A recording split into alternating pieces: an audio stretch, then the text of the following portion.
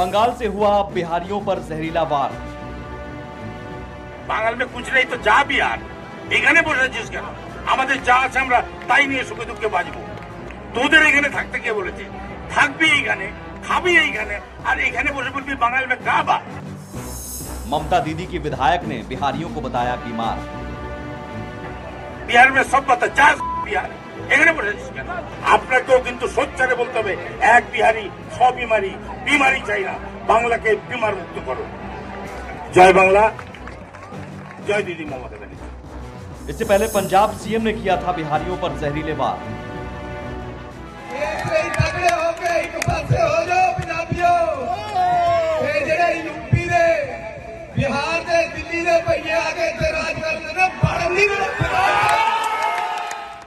अब तेलंगाना कांग्रेस अध्यक्ष का बिहारियों पर वार। బీహార్లో ఎన్నికలు వస్తే రక్తం ఏర్లై పారుతుంది, నాటు తుపాకులు గాల్లో పేల్తాయి, బూతులలో ఓట్లు వేయించడానికి ముఠాలను సరఫరా చేసే బందిపోటు ముఠాలు బీహార్ ఎన్నికల్ని ప్రభావితం చేస్తాయి. బీహార్లో చీకటి పడితే ఆడవాళ్ళు బయటకు వెళ్ళలేని పరిస్థితి, పొద్దుపూట వ్యాపారస్తులు వ్యాపారం చేసుకోలేని పరిస్థితి ఒకనాడు బీహార్లో ఉండేది. అలాంటి బీహార్లో అనుభవజ్ఞులైన వ్యక్తులను ఇవాళ కేసీఆర్ ఒక ముఠాను తయారు చేసిండు. తెలంగాణను ఆక్రమించుకోవడానికి కేసీఆర్ పన్నాగం చేస్తున్నాడు. कभी राजस्थान में बीजेपी एमएलए का बिहारियों पर प्रहार। बिहार से आने वाले छात्रों ने लगातार अपराध करके और जिस तरह का वातावरण कोटा में खड़ा किया है, मैं इस बात को लेके बहुत चिंता है। ये ध्यान रखना होगा और यहाँ तक कठोर निर्णय लेना होगा कि बिहार के छात्र जो जितने कोचिंग संस्थानों में प्रवेश लिए हैं, पहले तो सूची तैयार की जाएगा कितने हजार, 2000, 5000, 10,000 बिहार के छात्र हैं, उनके कई अपराधों से तार जुड़े हुए हैं और उसी मानसिकता को लेके वो कोटा में आए हैं। कभी दिल्ली सीएम अरविंद केजरीवाल करते हैं वार।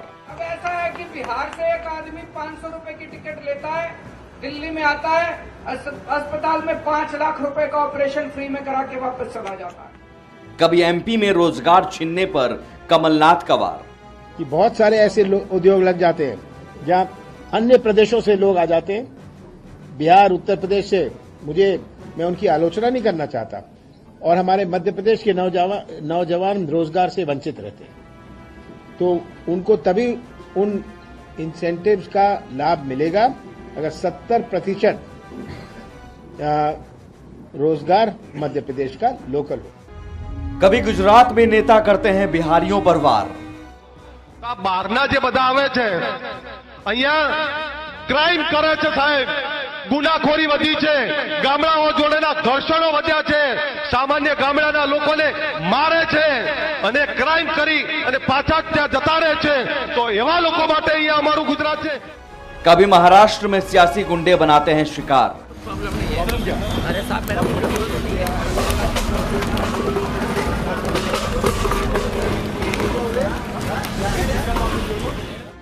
कभी असम में बिहारियों पर होता है अत्याचार।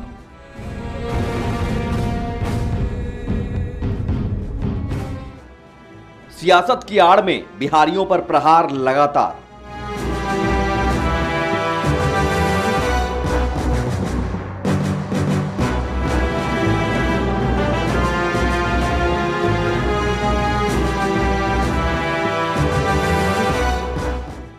बिहार में ही बिहारियों को क्यों नहीं मिलता रोजगार?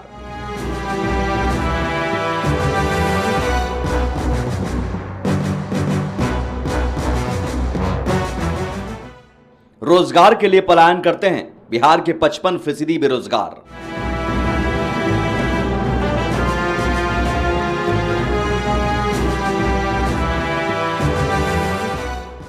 अगर बिहार में ही मिलता रोजगार तो क्या होता बिहारियों पर वार? जी यही सवाल, और सवाल खुद से पूछिए। यकीनन इस तरह के जहरीले बोल बोलने वालों की निंदा होनी चाहिए, ऐसे नेताओं की निंदा होनी चाहिए, बहिष्कार होना चाहिए, लेकिन हम हमेशा निंदा करके छोड़ दें। जड़ क्या है, मूल समस्या क्या है, और बिहारी ही क्यों टारगेट? क्योंकि बिहार में रोजगार मिलता नहीं है, बिहारी बाहर जाने को मजबूर है, और बिहार के नेता क्या करते हैं, इस तरह के बयान की निंदा करके अपनी जिम्मेदारी पूरी समझते हैं। तो इन नेताओं को बताना होगा कि साहब यहां रोजगार दे दीजिए, बाहर गाली खाने के नहीं जाएंगे। और ये गाली देने का सिलसिला लगातार होता है। ऐसा लगता है इन नेताओं को कोई फर्क नहीं है। कभी दिल्ली सीएम अरविंद केजरीवाल ने कहा बिहार से लोग 500 रुपए का टिकट लेते हैं, दिल्ली आते हैं, लाखों का मुफ्त इलाज कराकर चले जाते हैं। कभी मध्य प्रदेश में स्थानीय लोगों के रोजगार छीनने पर तत्कालीन सीएम कमलनाथ ने कहा यूपी बिहार के लोगों को निशाने पर लिया। कभी गुजरात में तत्कालीन कांग्रेस नेता अल्पेश ठाकोर ने बिहारियों को भगाने की बात कही। और एक बच्ची से बलात्कार की घटना के बाद आपको याद होगा बिहारियों को मारपीट कर भगाया जाने लगा था। कभी महाराष्ट्र में राज ठाकरे के गुंडे बिहारियों को पीटने लगते हैं। कभी असम में बिहारियों पर अत्याचार होता है। कभी कश्मीर में आतंकी बिहारियों की हत्या करते हैं। कभी पंजाब में पूर्व सीएम चन्नी बिहारियों को भैये कहकर भगाने की बात करते हैं। और अब बंगाल से भी बिहारियों पर जहरीला वार आया है। बंगाल में टीएमसी विधायक मनोरंजन व्यापारी ने बिहारियों को बीमारी बताते हुए जहरीले बोल बोले हैं। जरा सुनिए। বাঙাল में কাবা আবে বাঙাল में कुछ नहीं तो যা বিহার এখানে বসেছিস কেন? আমাদের যা আছে আমরা তাই নিয়ে সুখে দুঃখে বাঁচবো। তোদের এখানে থাকতে কে বলেছে? থাকবি এইখানে, খাবি এইখানে, আর এখানে বসে বলবি বাঙাল में কাবা। বিহার में सब पता যা বিহার এখানে বসেছিস কেন?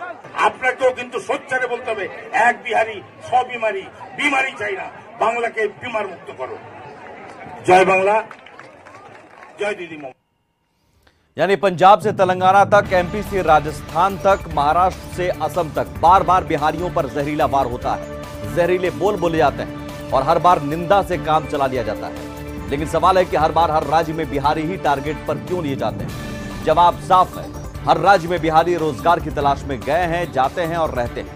तो सवाल है कि क्या बिहारियों को अगर बिहार में ही रोजगार मिल जाता तो बिहारियों पर इस तरह से क्या बार बार वार होता? সব বিমারি, বিমারি চাই না, বাংলাকে বিমার মুক্ত করো। জয় বাংলা, জয় দিদি মমতা ব্যানার্জি। बिहारियों पर लगातार हो रहे जहरीले वार का यह ताजा उदाहरण है। इस बार बंगाल से बिहारियों पर जहरीला वार हुआ है। बिहारियों को बीमारी बताने वाले ये हैं ममता दीदी की सिपहसालार और टीएमसी विधायक मनोरंजन व्यापारी, जो एक बुक फेस्टिवल में बोल रहे थे और बिहारियों को बीमारी बताते हुए बंगाल को बीमारी मुक्त बनाने की जहरीली अपील कर रहे हैं। বাঙাল में কাবা আবে বাঙাল में कुछ नहीं तो যা বিহার এখানে বসেছিস কেন? আমাদের যা আছে আমরা তাই নিয়ে সুখে দুঃখে বাঁচবো। তোদের এখানে থাকতে কে বলেছে? থাকবি এইখানে, খাবি এইখানে, আর এখানে বসে বলবি বাঙাল में কাবা। বিহার में सब पता যা বিহার এখানে বসেছিস কেন? আপনাকেও কিন্তু সোচ্চারে বলতে হবে এক বিহারি সব বিমারি, বিমারি চাই না, বাংলাকে বিমার মুক্ত করো। জয় বাংলা, জয় দিদি মমতা ব্যানার্জি। टीएमसी विधायक के बिगड़े बोल उन बिहारियों को लेकर है जिन बिहारियों में से ही एक बिहारी बाबू यानी शत्रुघ्न सिन्हा ने हाल ही में टीएमसी का दामन थामा है। टीएमसी विधायक के इस बयान की एक बार फिर हमेशा की तरह चौतरफा निंदा हो रही है। यकीनन इस तरह के जहरीले बोल की निंदा होनी चाहिए, लेकिन सवाल है कि आखिर कब तक ऐसे जहरीले बोल बिहारियों को लेकर उगले जाते रहेंगे? क्योंकि ये पहली बार नहीं है जब किसी दूसरे राज्य के सीएम या नेता ने बिहारियों को लेकर जहरीले बोल बोले। जरा देखते जाइए।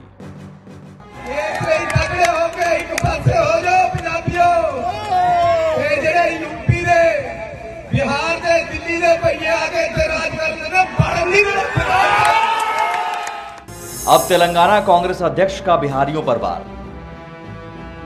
బీహార్లో ఎన్నికలు వస్తే రక్తం ఏర్లై పారుతుంది, నాటు తుపాకులు గాల్లో పేల్తాయి, బూతులలో ఓట్లు వేయించడానికే ముఠాలను సరఫరా చేసే బందిపోటు ముఠాలు బీహార్ ఎన్నికల్ని ప్రభావితం చేస్తాయి.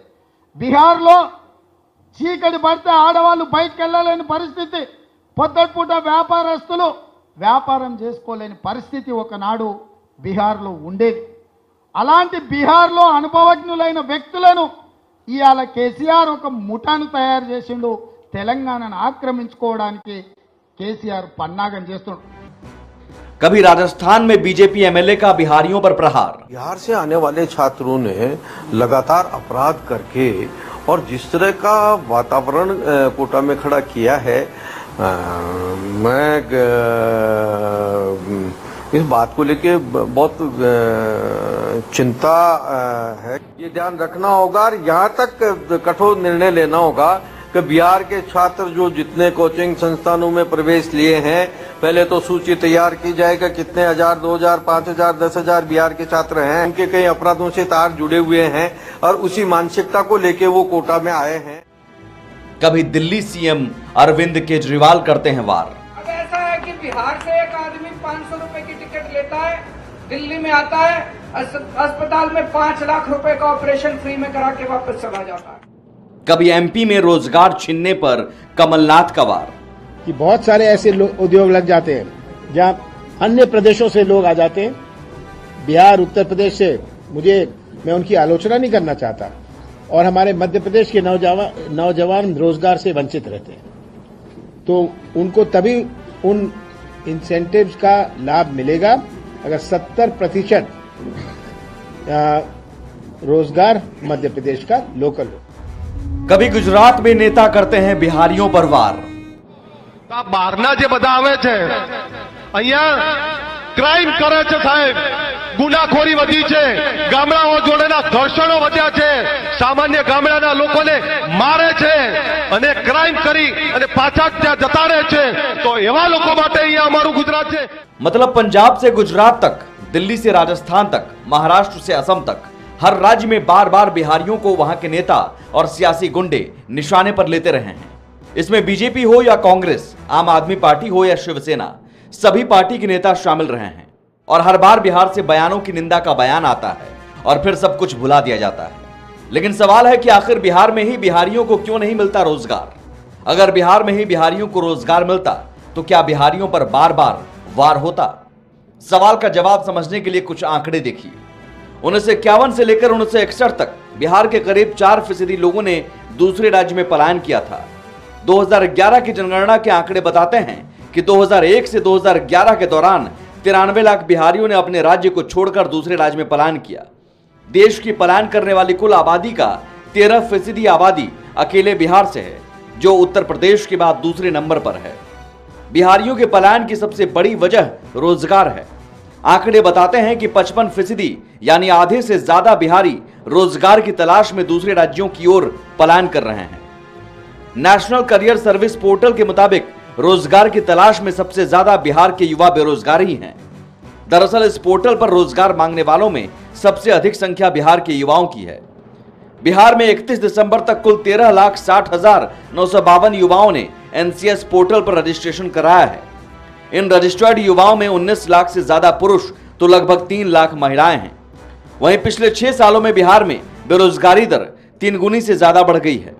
जनवरी 2016 में बेरोजगारी दर 4.4 थी, जबकि जनवरी 2022 में यह बढ़कर 13.3 पर है। वहीं सीएमआई की जनवरी अप्रैल 2021 की रिपोर्ट से यह पता चलता है कि बिहार में बेरोजगारी की मार सबसे ज्यादा ग्रेजुएट्स झेल रहे हैं। राज्य के 34.3% ग्रेजुएट युवा बेरोजगार हैं। वहीं 10वीं से 12वीं पास वाले 18.5% युवाओं के पास नौकरी नहीं है।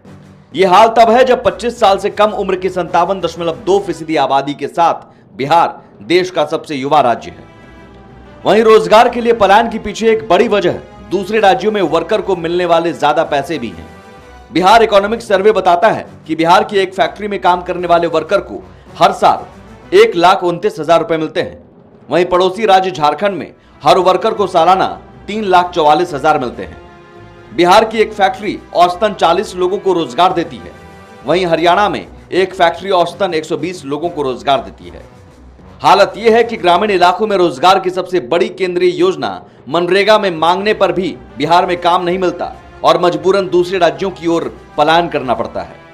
केंद्रीय ग्रामीण विकास मंत्रालय के आंकड़ों के मुताबिक मांगने के बावजूद काम नहीं मिलने के मामले में बिहार दूसरे नंबर पर है। वित्त वर्ष 2021-22 जनवरी 2022 तक मनरेगा में 52.35 लाख लोगों ने काम मांगा था। इनमें 13.41 लाख यानी 25.6% लोगों को काम नहीं मिला। और बेरोजगारी के पीछे एक कारण बिहार में सरकारी बहालियों में सिस्टम की सुस्ती भी है। एक बहाली पूरा होने में यहां 5 से 10 साल तक लग जाते हैं, तब भी बहाली पूरी नहीं हो पाती है। 8 साल में बिहार एसएससी की बहाली पूरी नहीं हुई। 3 साल में बेल्ट्रॉन डाटा एंट्री ऑपरेटर को नियुक्ति नहीं मिली। 5 साल में असिस्टेंट इंजीनियर की ज्वाइनिंग नहीं हुई। 3 साल में शिक्षकों की बहाली पूरी नहीं हुई। यानी साफ है कि अगर बिहार में लोगों को रोजगार मिले तो वो पलायन को मजबूर नहीं होंगे और दूसरे राज्यों में बार बार बिहारियों पर वार नहीं होगा। ब्यूरो रिपोर्ट, कशिश न्यूज। यानी जो नेता बिहारियों पर वार होने के बाद इस तरह के जहरीले बोल बोलने के बाद निंदा करते हैं, उन नेताओं से पूछिए कि साहब निंदा तो करते हैं लेकिन बिहार में ही रोजगार दे दीजिए, बहाली प्रक्रिया को आसान बना दीजिए, समय पर पूरा करवा दीजिए, बाहर जाने की जरूरत नहीं पड़ेगी। लेकिन सबसे अलग सियासत चमकाने के लिए कहीं ना कहीं बिहारियों को निशाना बनाते हैं नेता, ये सवाल है। और आखिर क्यों ऐसी नौबत है कि बार बार बिहारियों को निशाना बनाते हैं अपनी सियासत चमकाने के लिए? आखिर बिहारियों को लेकर इतनी नफरत है क्यों? बिहारी अगर अपनी मेहनत से मकाम हासिल करते हैं तो भाई दिक्कत क्यों है? बिहारियों की प्रतिभा से इतनी जलन क्यों होती है? बिहार के बच्चे सबसे ज्यादा आईएएस की परीक्षा पास करते हैं, तो इसमें परेशानी क्यों है दूसरे राज्य के नेताओं को?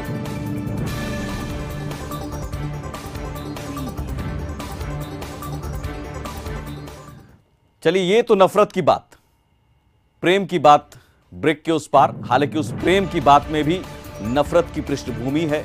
2 दिन पहले नोकझोंक की तस्वीर आपने देखी थी सीएम और स्पीकर के बीच। 2 दिन बाद अब सुलह की तस्वीर आपको दिखाएंगे ब्रेक के उस पार।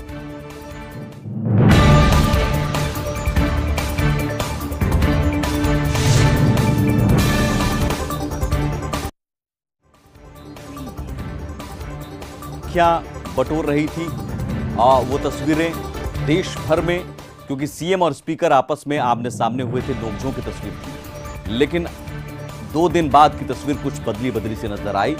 उन तस्वीरों का जिक्र करते हैं। सीएम स्पीकर प्रकरण के बाद विधानसभा की कार्यवाही सुचारू रूप से अभी भी चलती नजर नहीं आ रही है। हालांकि विधानसभा स्पीकर विजय सिन्हा जरूर सदन में पहुंचे थे और पहुंचे तो ऐसा लगा कि सब कुछ ठीक हो गया, लेकिन विपक्ष अब मानने को तैयार नहीं है। विपक्ष हंगामा करने लगा, जिसके बाद विधानसभा स्पीकर ने कहा कि सीएम से उनकी बात हुई है और उन्होंने भरोसा दिलाया है कि विधायिका की शक्ति को हर हाल में मजबूती देंगे, लोकतंत्र के मंदिर की प्रतिष्ठा गिरने नहीं देंगे। लेकिन विपक्षी विधायक नहीं माने और लगातार मुख्यमंत्री से माफी की मांग करते रहे। हंगामा बढ़ता देख सदन की कार्यवाही स्थगित भी करनी पड़ी और जब फिर से सदन की कार्यवाही शुरू हुई तो विपक्ष का रवैया फिर वही था। स्पीकर के लाख समझाने और भरोसा दिलाने के बावजूद विपक्षी विधायक नहीं माने और फिर से कार्यवाही स्थगित करनी पड़ी। हालांकि स्पीकर भले ही सब ठीक होने का दावा कर रहे हैं, लेकिन विपक्ष सीएम से माफी की मांग पर अड़ा है। 2 तस्वीरों के जरिए समझिए कि कैसे 2 दिन पहले सीएम और स्पीकर के बीच नोकझोंक की तस्वीर सामने आई थी और कैसे 2 दिन बाद स्पीकर कहते हैं सब कुछ ठीक है, कोई दिक्कत नहीं है, सीएम ने भरोसा दिया है। हालांकि विपक्ष नहीं मान रहा है। इंक्वायरी हो रही है तो हो गया, ये हाउस का चीज है। आप जब इंक्वायरी हो रही है और ये हुआ, इसके लिए कोर्ट है। और जब इंक्वायरी होती है कोई चीज के बारे में और मामला जाता है कोर्ट में, आप हाउस में पूछ रहे, हाउस में बताया जा रहा है। और जो इंक्वायरी होती है, ये काम करना पुलिस का काम है, आप इंटरफेयर नहीं कर सकते हैं। और जरा संविधान देख लीजिए, आप संविधान देख लीजिए और देख लीजिए, एक बात जान लीजिए, मुझको तो आश्चर्य होता है, हम इतने दिनों से और फिर इस तरह की बात होती है। सारे लोगों को एक बात जानना चाहिए, संविधान क्या कहता है। आप जब इंक्वायरी हो रही है, इन्वेस्टिगेशन हो रहा है कोई चीज, ये उसका अधिकार है। और अगर वो गड़बड़ करेगा, सरकार की तरफ से, डिपार्टमेंट की तरफ से गाइडलाइन यही है कि निश्चित रूप से करना। और आप जानते हैं, हर बार हम एक एक बात कहते हैं, न हम किसी को फंसाते हैं, न हम किसी को बचाते हैं। ये काम नहीं है सरकार का। ये बात क्यों आप लोग बार बार कर रहे हैं? इस बात को लेकर के चलिएगा, आप इस तरह से हाउस चला रहे हैं।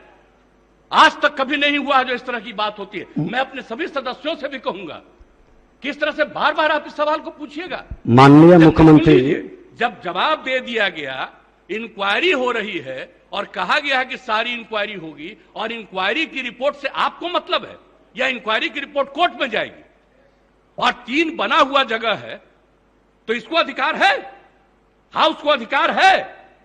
आप हमको जरा बताइए तो। माननीय नहीं, कॉन्स्टिट्यूशन निकालिए।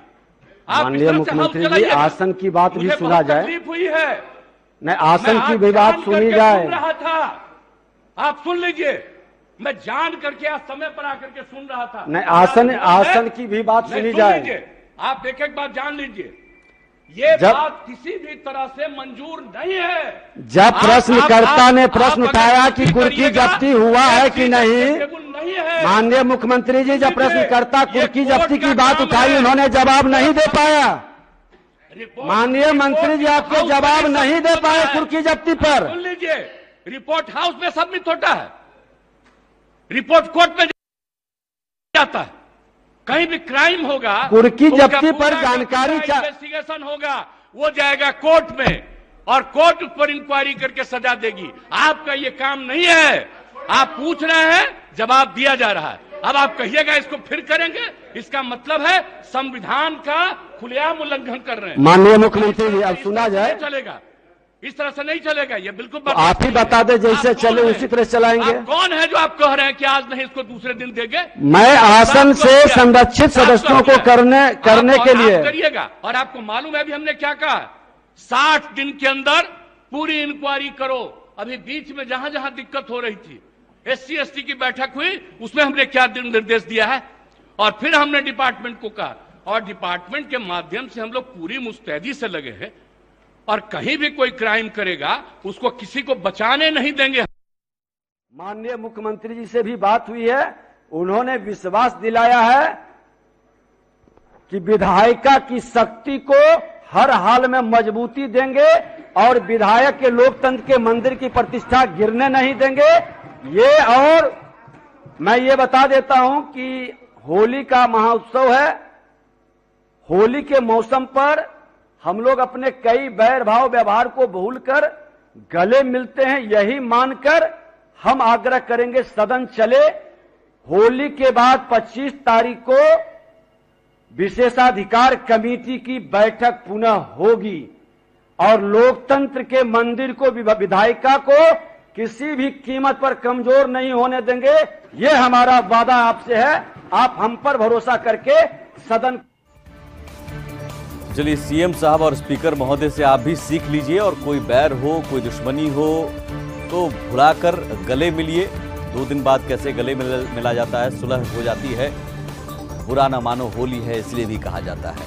नमस्कार।